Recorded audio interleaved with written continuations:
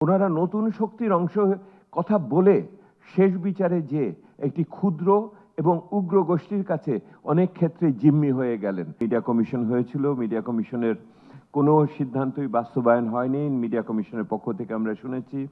এবং মিডিয়া কমিশনের প্রথম অন্যতম একটা প্রস্তাব ছিল যে মিডিয়া হাউসগুলো তার নিজেদের আর্থিক স্বচ্ছতাকে নিশ্চিত করবে। সে যদি তার নিজের আর্থিক স্বচ্ছতা নিশ্চিত না করে, অন্যের কাছে আর্থিক স্বচ্ছতা চাওয়ার অধিকার তার অনেক সীমিত হয়ে যায়। এটা একটা বিষয়। আরেকটা বিষয়ে আপনারা নিঃসন্দেহে মানবেন যে মিডিয়া যে সমস্ত পেশাজীবী সংগঠন আছে, তারাও যথোপযুক্ত স্বাধীন ভূমিকা নিতে পারেন নাই, কারণ তারা রাজনৈতিকভাবে বিভক্ত ছিলেন। মিডিয়া যদি রাজনৈতিকভাবে বিভক্ত থাকে, অবশ্যই তাদের কণ্ঠস্বরের গ্রহণযোগ্যতা অনেক কমে যায় এবং তারা সামগ্রিকভাবে তাদের পেশাকে সুরক্ষা দিতে পারে না। এইগুলি আপনাদের মনে রাখার ব্যাপার আছে।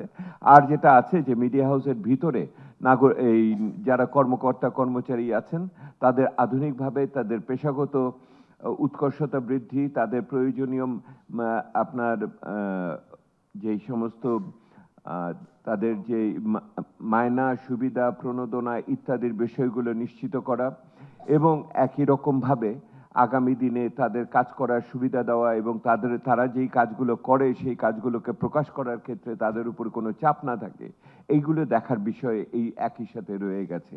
তবে দেশের ভিতরে গণতন্ত্র থাকবে না, আর দলীয় রাজনীতির অংশ আমি হব তাহলে, এবং মালিকরাও সেই লুটপাট গণতন্ত্রের অংশ থাকবে, তার ভিতরে মিডিয়ার স্বাধীনতা আমরা প্রত্যাশা করব, এটা সোনার পাথর বাটি।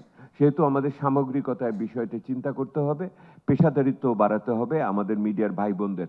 মিডিয়া ভাই বোনরা বাংলাদেশের গণতন্ত্রের অভিযাত্রার অন্যতম সামনের সারির সৈনিক বলে আমি মনে করি। সেহেতু আমরা তাদের সাথেও থাকবো, ওনারাও এটার ব্যাপারে আত্মজিজ্ঞাসার মধ্যে থাকবে, নিজেদের প্রতিষ্ঠানগুলোর কাছে, মালিকদের কাছে যেমন পেশাজীবী সংগঠনদের কাছেও এই প্রশ্নগুলো নিয়ে যেতে হবে। আমি শেষ করি বন্দোবস্ত। আপনারা লক্ষ্য করেছেন পরশুদিনের অনুষ্ঠানে বিভিন্ন রাজনৈতিক দল ছিলেন এবং তাদের সকলের কাছে আমি একটাই প্রশ্ন করেছি, সেটা হলো যে এই যে বন্দোবস্ত, নতুন বন্দোবস্তের যে অঙ্গীকার ছিল, যে প্রতিশ্রুতি ছিল, যে স্বপ্ন ছিল, যে সম্ভাবনা ছিল, সেটা কি হলো? ওনারা সকলেই স্বীকার করেছেন যতখানি হওয়ার কথা ছিল, যে প্রত্যাশা ছিল, সেই অনুযায়ী হয়নি। এটার ব্যাখ্যা কি ওনারা বিভিন্নভাবে দিয়েছেন। আমি আপনাদের এক কতিপয় মন্তব্য করতে চাই। প্রথম করে দেখেন, এই নতুন বন্দোবস্ত সৃষ্টির জন্য কোথায় আমরা সবচেয়ে বেশি জোর দিয়েছি? একটা সংস্কারের জন্য জোর দিয়েছি। কিন্তু সংস্কারগুলো কি ছিল, কি প্রস্তাবগুলো ছিল? এই সংস্কারগুলো সবকিছুই ছিল উপরি কাঠামোর উপরে।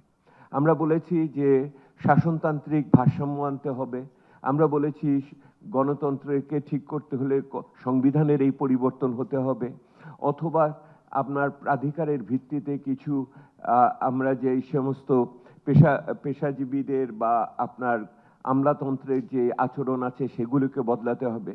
এগুলি সবই বলে আমাদের আর্থ সামাজিক ন্যায় নীতির বোধের থেকে উপরি কাঠামোর ব্যাপার। কিন্তু এই কাঠামোগুলো তো কি এর আগে পরিবর্তন হয়নি? আমরা কি এর আগে তত্ত্বাবধায়ক সরকার পাইনি? আমাদের তো তত্ত্বাবধায়ক সরকার ছিল, ওই উপরি কাঠামোই তো তাকে এক খোঁচাতে এটাকে বাতিল করে দিয়েছে। একটা সরকার না, দুইটা সরকার এটা করেছিল, একাধিক সরকার এই কাজ করেছিল তাদের প্রয়োজনে। কিন্তু সেই জন্য উপরি কাঠামোর উপর জোর দিয়ে আমরা দেখেছি, যদি সমাজের অর্থনীতিতে যেই শক্তি এটাকে সুরক্ষা দেওয়ার কথা, তাদের যদি আমরা সংগঠিত করতে না পারি, তাহলে এটাকে সুরক্ষা দিয়ে রাখা যায় না। এটা কায়েমি স্বার্থ এবং রাজনীতিবিদদের প্রথাগত রাজনীতির কাছে জিম্মি হয়ে যায়। সেহেতু যখন নতুন বন্দোবস্তর কথা বলা হলো, আমার কাছে পরিতাপের বিষয়, যারা এটা বললেন তারা এতখানি উপরি কাঠামোর উপর নজর দিলেন এবং এই সনদ তার একটা অভিপ্রকাশ, সেইটার সাথে ওনারা জনমানুষকে জমায়েত করার ক্ষেত্রে কিন্তু সেইভাবে সংগঠিত করার ক্ষেত্রে মনোযোগ দিলেন না। ওটার সাথে অন্য অংশীজনদের কিন্তু যুক্ত করলেন না। ওনারা যে সংলাপ করলেন, জাতীয় সংলাপ, শুধুমাত্র রাজনীতিবিদদের নিয়ে এবং একটা অংশকে হয়তো এটার সাথে জড়িত থেকে ওনারা করেছেন। অর্থাৎ একটা জাতীয় উত্থান, জাতীয় জাগরণ, জাতীয় অংশগ্রহণের ভিতরে অংশীজনদের নিয়ে এই নতুন বন্দোবস্তের চিন্তাকে সামনে উপস্থাপন করার, সেটা করলেন না। এবং এইটা একটা বড় সমস্যা হলো। এই বড় সমস্যাতে দুটো ফলাফল হলো। একটা ফলাফল হলো যারা নতুন বন্দোবস্তের যারা কারিগর হতে চেয়েছিলেন তারা পুরনো বন্দোবস্তের অংশ হয়ে গেলেন, তারা নির্বাচনী প্রক্রিয়ার ভিতরে ঢুকে গেলেন, ওই ব্যয়বহুল নির্বাচনের অংশ হয়ে গেলেন।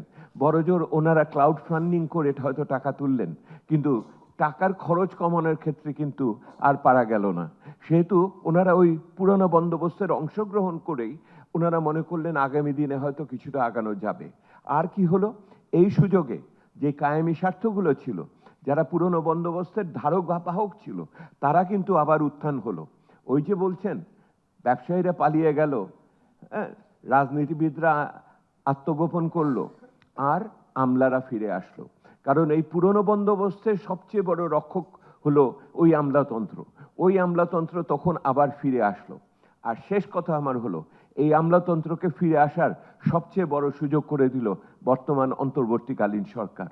এই বর্তমান অন্তর্বর্তীকালীন সরকার যেই সংস্কারের কথা বলল, এই সংস্কারকে কার্যকর করার ক্ষেত্রে যে সক্ষমতা, যে অংশীজনের অংশগ্রহণ দরকার করে, যে উন্মুক্ততা দরকার করে, সেইটা ওনারা দেখাতে পারলেন না। সেহেতু শেষ পর্যন্ত ওনারা নতুন শক্তির অংশ কথা বলে শেষ বিচারে যে একটি ক্ষুদ্র এবং উগ্র গোষ্ঠীর কাছে অনেক ক্ষেত্রে জিম্মি হয়ে গেলেন। সেই জন্য ওনারা আচরণও করতে পারলেন না, ওনারা নাগরিকদের সুরক্ষা দিতে পারলেন না। এখন প্রশ্ন হচ্ছে ওনারা কি নিরপেক্ষভাবে নির্বাচনটাও করতে পারবেন কিনা ঠিক মতো, সেই প্রশ্ন এসেছে। সেহেতু এই নতুন বন্দোবস্ত করার ক্ষেত্রে আমাদের যেই সমস্ত অভিজ্ঞতা হলো, এগুলোকে আগামী দিনে কাজে লাগাতে হবে। উপরি কাঠামোর পরিবর্তন করে শুধু নতুন বন্দোবস্ত করা যায় না। যেই শক্তি এটার পক্ষের শক্তি, তাকে সংগঠিত করতে হয়। তার জন্য নতুন রাজনীতি লাগে। সেই রাজনীতিকে কথা বলে হবে না, প্রত্যাশাকে কার্যকরভাবে করতে হবে। এইটাকে মোকাবেলা করতে হবে পুরনো রাজনীতির সাথে, এবং তার সাথে যারা এই কথা বলেন তাদের কাজের সাথে কথার মিল থাকতে হবে। সেই অর্থে আমাদের এখানে অভিজ্ঞতা অনেক ধরনের আছে। সরকারকে নিয়ে আছে, রাজনীতিবিদদের নিয়ে আছে, রাষ্ট্র কাঠামো নিয়ে আছে, এবং আমাদের মতো অংশীজন নাগরিকদের নিয়েও আছে। নাগরিকরাও হয়তো আমরা সেই ভূমিকা পালন করতে পারিনি। আমরাও হয়তো আচরণের দিক থেকে সেই পুরনো পদ্ধতির ভিতরেই ছিলাম, ভালো ভালো কথা বলেছি, কিন্তু তাকে নজরদারিতে নেইনি। আমরা ওখানে ঝুঁকি নিয়ে আবার রাস্তায় নামিনি। আমরা এটাকে আগামী দিনে কিভাবে সংশোধন করব, এইটি এখন আগামী দিনের বড় বিষয়। বন্দোবস্ত বদলাতে হবে। এই অভিজ্ঞতাকে আগামী দিনে বন্দোবস্ত বদলানোর জন্য কাজে লাগাতে হবে। এইটি আমার বড় অর্জন বলে আমি মনে করছি।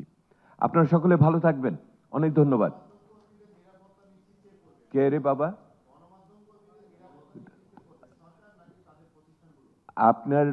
আপনি শুধু গণমাধ্যম নিয়ে কেন চিন্তা করছেন? যদি সাধারণভাবে ব্রাদার, যদি নাগরিকদের নিরাপত্তা হয়, তো গণমাধ্যম কি নাগরিকের বাইরে? আপনি শুধু আপনারটা, আমি কি নিরাপদ নাকি? আমার ওই যে ক্ষুদ্র জনগোষ্ঠীর কথা বলছে সংখ্যালঘু, তারা নিরাপদ নাকি? আর এটা কি সেহেতু এবং